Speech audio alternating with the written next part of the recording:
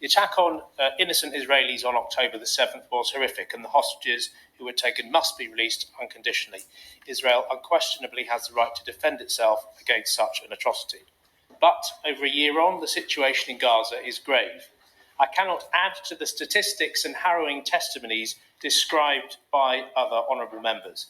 It is indeed an unrelenting dystopian horror, as my honourable friend, the member for Coatbridge and Bells Hill, said. I want to make just a few remarks about the International Court of Justice's advisory opinion of July this year, which the honourable member for Dewsbury and Batley described earlier. The UK government is, as I understand it, formulating its response to it at the moment. One important element of the ICJ's advisory opinion was the following finding: that all states party to the Fourth Geneva Convention have the obligation, while respecting the Charter of the United Nations and international law, to ensure compliance by Israel with international humanitarian law as embodied in that convention. That's paragraph 279. The court was therefore clear that ensuring that international humanitarian law is respected by Israel is a legal requirement on parties to the Fourth Geneva Convention, which includes the UK.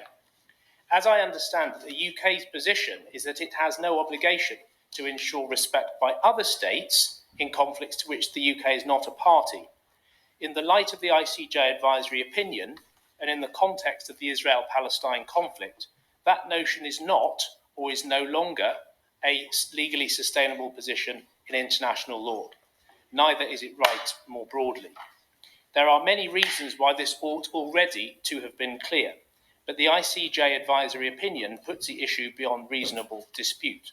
The UK should consider that we have an obligation to ensure compliance by Israel with international law.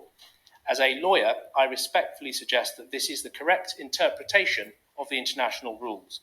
And taking this approach, the UK would have to demand more of Israel to give effect to the advisory opinion, specifically with regard to the timing and details of Israel's withdrawal from the occupied Palestinian territories, as well as in relation to recognition by the UK of a Palestinian state.